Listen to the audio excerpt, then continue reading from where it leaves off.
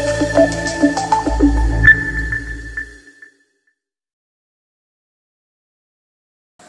दोस्तों, placement interview questions की series में आपका स्वागत है। आज हम लोग एक बहुत इंपॉर्टेंट और बेसिक क्वेश्चन की तरफ देखने वाले हैं।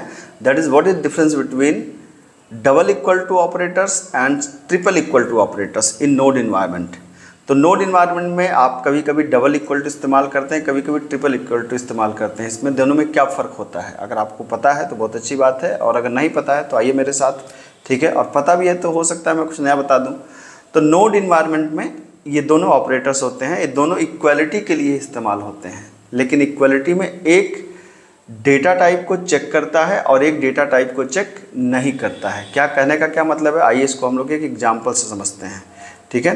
तो इसको एग्जाम्पल से समझने का मतलब ये हुआ कि आइए हम लोग यहाँ पर, जैसे मैंने ये खोल लिया एक कमांड प्रॉम्प्ट, और यहाँ पर मैंने कहा नोड इनपुट किया, ठीक है। ये नोड का REPL खुल गया आपके सामने, ठीक है। और यहाँ पर आपने कहा लेट, जैसे a equal to single quote में 10, एंड फिर मैंने कहा let b is equal to integer type का 10, ठीक है।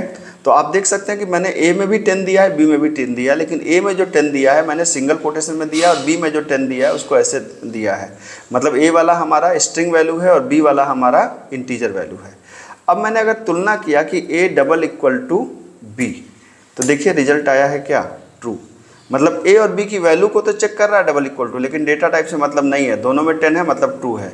लेकिन अगर मैंने कहा a triple equal to b, तो अब देखिए फॉल्स हो गया, क्योंकि यहाँ a और b दोनों आपस में तुलना कर रहे हैं, लेकिन यहाँ पे डेटा टाइप भी चेक हो रहा है, ठीक है। तो जब सिंगल इक्वल टू में, डबल इक्वल टू में हम क्या करते हैं, सिर्फ वैल्यू चेक करते हैं। नोड इन्वायरमेंट में, याद रखिए हर जगह नहीं, नोड इन्वायरमेंट में हम लोग जब डबल इक्वल टू इस्तेमाल करते हैं तो वैल्यू चेक होती है, डेटा टाइप से कोई मतलब नहीं है। लेकिन अगर आपने ट्रिपल इक्वल टू लगा दिया तो यहाँ पर वैल्यू के साथ साथ डेटा टाइप भी चेक होती है, और वैल्यू अगर दोनों ही 10 है, लेकिन चूंकि दोनों में डेटा टाइप अलग अलग है, इसलिए यहाँ पर रिजल्ट फॉल्स है। होपफुली बात आपको समझ में आई होगी। मिलते हैं अगले लेक्चर में। Thank you so much.